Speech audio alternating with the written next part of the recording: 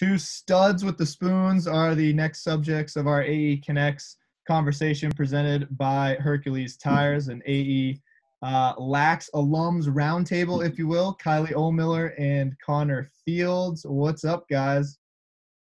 Hey, thanks for having us. Yeah, not a problem, not a problem. I know you're in a tough time. You're both playing professionally now, two Tewaaraton finalists back in the day. So let's start, I guess, with your college days. Have you had some time to reflect on that now that, you're really not playing much lacrosse? Connor, I'll start with you. Yeah, definitely. Just thinking back on, everything, missing it a lot for sure. Especially with no lacrosse right now, it feels like there's definitely something missing. With everything going on with the seniors too, obviously I was in a different situation, but I could kind of feel for them. It's my senior year. It didn't, end necessarily the way I planned it to or, wanted it to. But, obviously they're in a way different situation and, this came unexpectedly. But, just been thinking a lot about it and, missing it and wishing I was back in the purple and gold. Similar sentiments. I know you were volunteering for the coaching staff at Stony Brook, Kylie. Yeah, definitely similar. I mean, it was tough to be, a part of the 2020 season being kind of cut short for those girls, just because we were, I was kind of there for it all and all the emotions and everything. So definitely difficult to watch firsthand and tough to not be able to do anything about it for sure. But like Connor said, I think, we have so much downtime right now. And I know that a lot of what we do in the lacrosse world right now revolves around giving a sense of purpose and a sense of kind of positivity to a lot of the younger players out there. So I know for me, it's been a lot of like, oh, what was your favorite play at Stony Brook? Like, what were some of your favorite memories at Stony Brook? I'm getting a lot of those questions. So it's forcing me to kind of go back in like the memories and everything and the videos and things like that. And it's making me feel a little old, but definitely kind of cool to, look back on the memories and definitely wishing that we were out on some sort of lacrosse field right now, like we're used to. All right, well, then I have to have an answer to that question then. What is your favorite memory? Favorite moment, favorite behind the back play? You guys can both answer. You have a bunch to choose from there.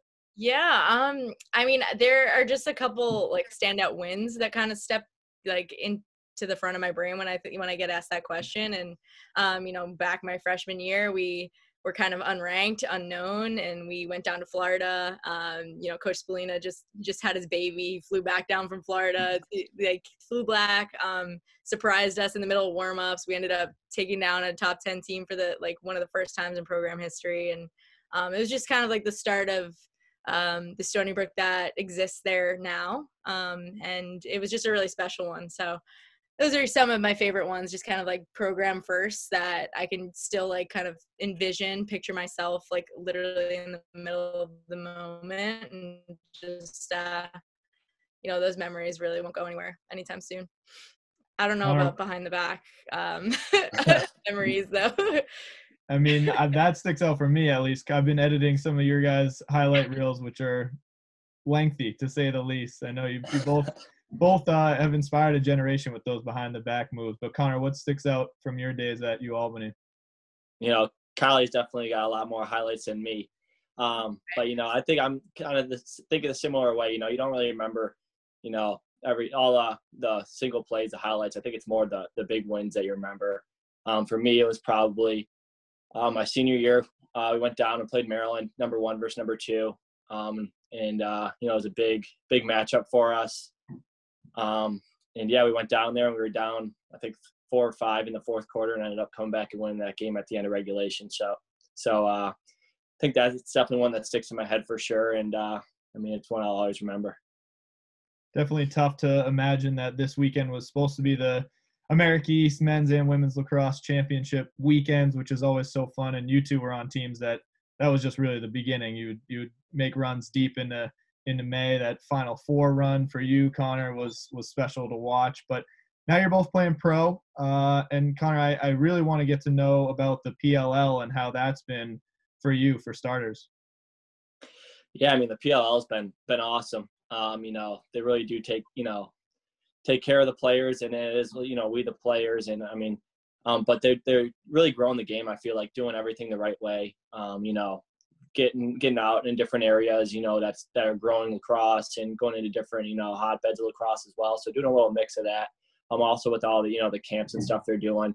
I think they're really doing a lot for the game, and it's just awesome to be a part of it and being able to play, the game we love, and, just to keep playing. I think that's really it for me.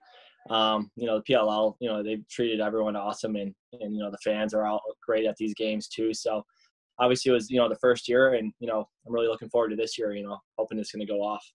Yeah. And how did you, I guess, make the decision to join?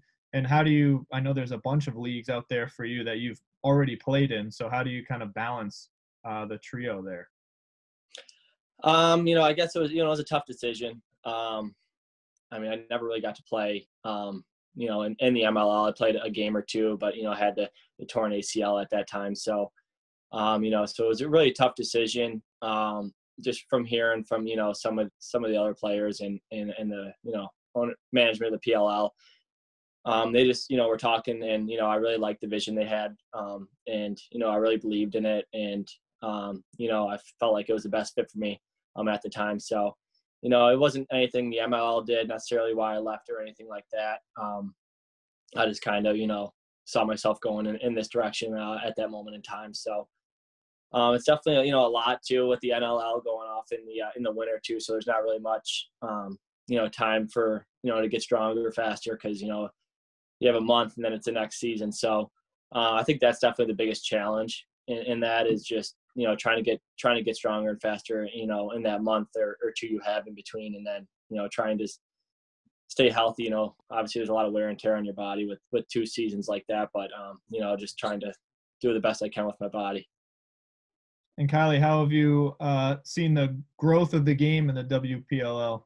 Yeah, similar remarks there. The WPLL is doing so much for not only us as players that are in it right now, and giving us the opportunities to, take our games and our fan base and the people that we get to teach and show the game to all different places and locations and new hotbeds and non-hotbeds and things like that. But we're doing everything that we can in order to just make the women's side of the game accessible for those next generation girls that, want to grow up and be professional women's lacrosse players too. So I think that we've taken some really awesome strides over the last 3 years. Like, we were going to be going into our 3rd summer this year, and just really exciting stuff happening just for the sport. And they've given us so many opportunities already. I'm excited to see what kind of comes to fruition going into 2021 with the WPLL. And obviously you have your camps, you're active in a bunch of different facets, growing the game of lacrosse. You have your camps that I think I just saw are going virtual, or is that part of the WPLL as well? Yeah, it's a part of a lot of different platforms, and it's pretty amazing obviously this is such an unfortunate time right now, and everybody's missing lacrosse. Everybody's missing ways that they can get outside, stay active. And for us who, are used to playing and are used to coaching, are used to teaching, me used to doing all these clinics and things and getting those personal connections. I found myself really, really grateful for technology like this, where I could be in my own backyard on Long Island, New York, and be working with girls, all the way in California, or different things like that. So yeah, some of my clinics and trainings have actually gone to Zoom and gone virtual, and it's been a learning curve, but it's really incredible that we have the opportunity to be able to do that and just lift some girls' spirits that way and keep our sticks in our hands all together, no matter what. This is a question that I'll send to both of you, but I'll send it right back to you for starters. Kylie, what is maybe one piece of advice that you are giving those young lacrosse players that don't have a field to play on right now and they're just confined to their own backyards? Yeah, I think it's really just, like, again, going back to the technology piece, it's something definitely to take advantage of, right? Like, we have Instagram, we have YouTube, we have players like myself and Connor and all of our peers in the pro leagues that are putting out so much awesome stuff that, it's not for us, it's for the next generation, it's for the young players that are stuck at home right now, and we understand that. So we're doing our best to put that stuff out there so that they can learn and, they can get outside in their backyard and continue to master their craft. Because I guess like the best thing that I've been kind of advising kids is, get out there. You have the time to be able to work on your weaknesses right now. You have the time to be able to, try something new, try something that you've never tried before. You don't have to worry about any sort of deadlines of being able to be like getting out on the field or anything like that. Like you have all the time in the world to just go out there and try something you might not be that great at. So it's a great time to be able to do that. Connor? Yeah, I mean, definitely a lot of the same points. I totally agree with Kylie. But I also think, I think creativity is a big part of the game. You see the best players. You see Kylie over there. All her highlights she has and stuff like that. How creative she is. So, I think just kids having a stick in their hands at all times. I know growing up as a kid, that's what I would be doing, walking around the house.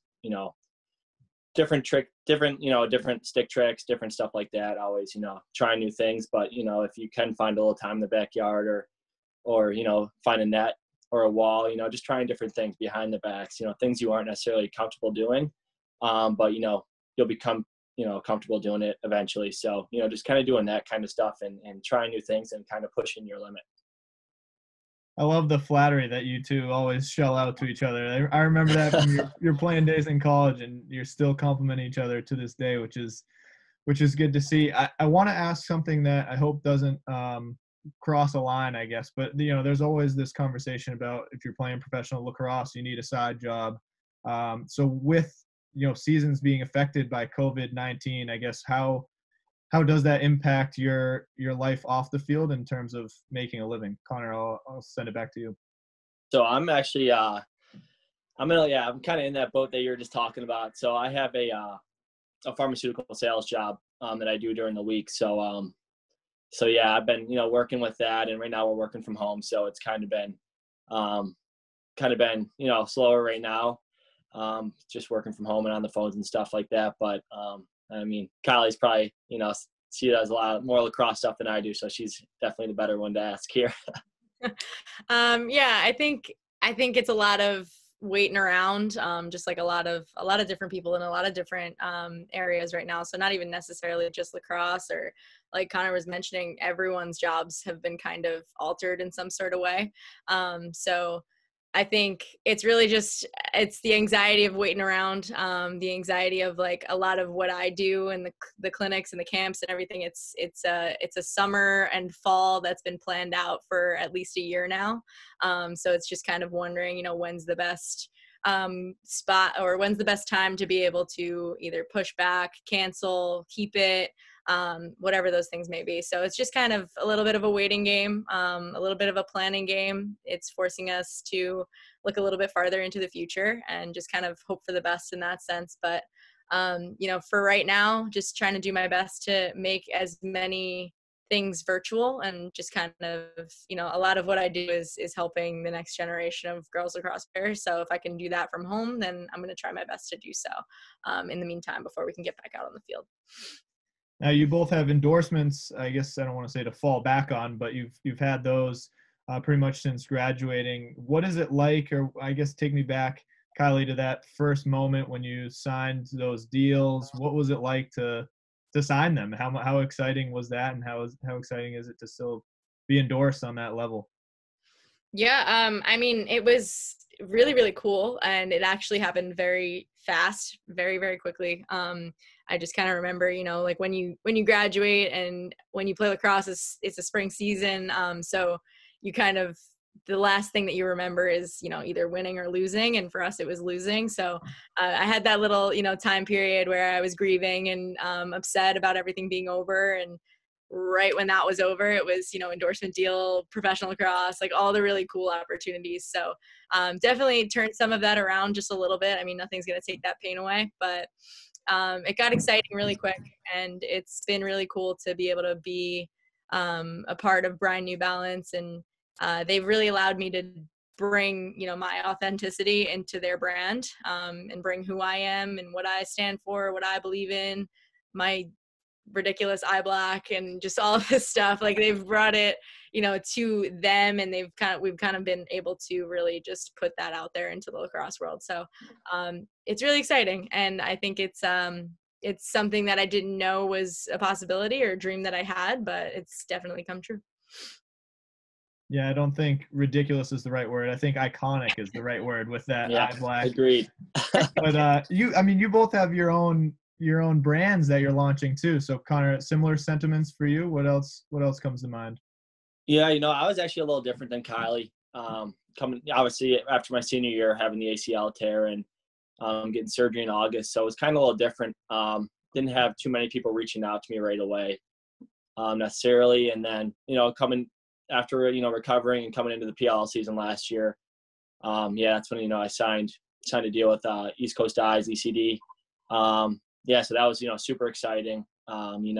Was a dream come true, as Kylie said. It's definitely something you look forward to, and you want as a kid. So it's definitely a dream come true.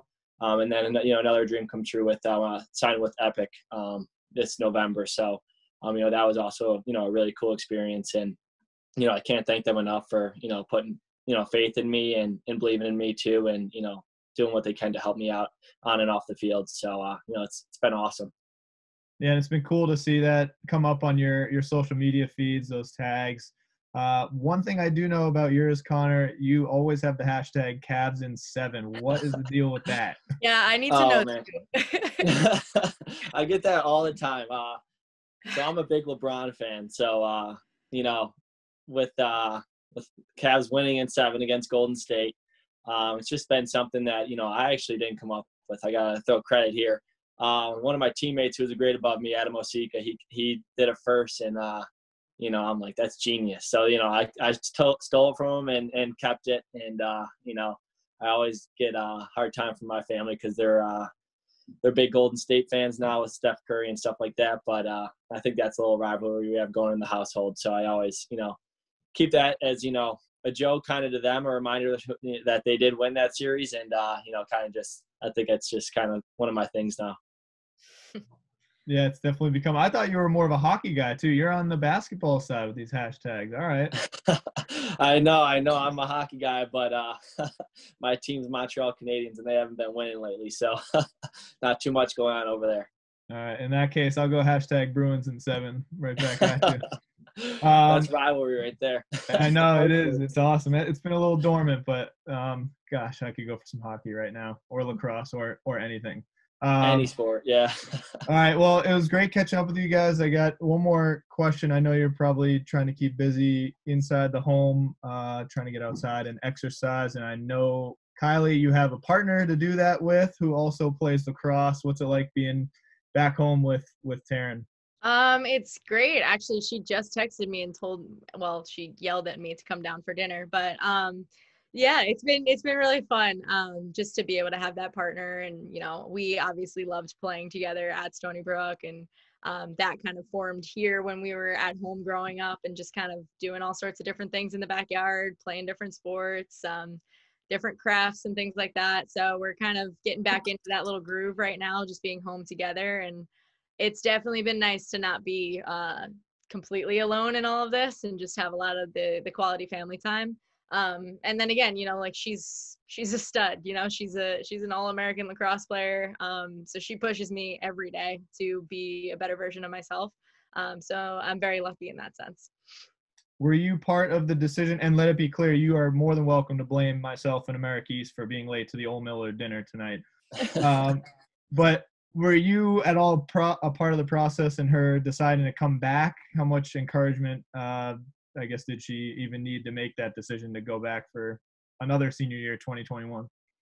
Yeah, I didn't have much to say, because I know that she was going to make her own decision, in her own time. She is her own person. She's got her own journey. And I mean, I literally, when it all happened and the eligibility rules came back out, I mean, I was like, do I get a 5th year? Like, can I come back? But like, her decision was her decision. And ultimately I knew she was going to end up going back, because, that Stony Brook family, it's a family. And she, with her ACL recovery and everything, like, she deserves to go back and finish what she started. So I'm excited for her. I think she's going to have an awesome year in 2021. looking forward to what's ahead for her, the Seawolves, the Great Danes, the rest of the lacrosse world, especially you two. I was going to end with a little top 5, but since we're a little short on time, I'll go top 3. And the category is backyard sports games. Top 3 backyard sports games, like games you can play in the yard. Connor, you're the lucky first draw. Oh man, backyard sports games, huh? My number one, obviously, lacrosse players. So my number one would be, mini lax. You get a little mini stick net, mini hockey net, play with the tennis ball, 2v2s, and get it going there. So that's probably my number one. Number 2 is pool basketball. Big pool basketball guy. Not the best regular basketball player, but in the pool, dominant. And then probably third would be trying to think here. Wow, that's tough. I guess it's not really bad. I'd say golf. I like to golf a little bit in the backyard, Trying to work on my game. Not the best golfer as it is right now, but got some time to improve right now. Connor Fields, basketball guy. Who knew? Basketball. Kylie, what do you got? I'm like a little bit less of like a real sports, I guess, more backyardish. So we're like a big barbecue family. So I have like Can Jam up there. We have a ping pong table out back. I love ping pong. Kind of secretly good at it. I do this weird thing where I like instead of doing a backhand, I switch my hands and I go the other way. I think that's a lacrosse. I don't know. And my sister and I like to play wiffle ball sometimes. We like to do that on the front lawn because I think we like to hit it into the street. I don't know, but those are my 3. Good we like fun. Good one. Ping pong and the hidden talent. Yeah. Ambidextrous. Yeah, I might need to see a little highlight tape of that actually with the Ohlmiller family and special move. I did on Easter. We had a cornhole tournament and a ping pong tournament, and I was the ping pong champ. So, wow. Yeah. Kylie Ohlmiller. Ping pong girl. I will brag. Oh man. Well, guys, it was awesome to see you virtually and catch up. This was fun. I wish we could do it more often, but hopefully sometime soon you're out back on the lacrosse field and keeping busy that way instead of being cooped up like you are right now. But hopefully those long games are helping as well. So thanks again to you both and best of luck with everything. Yeah, thanks so much for having us. Great talking with you guys.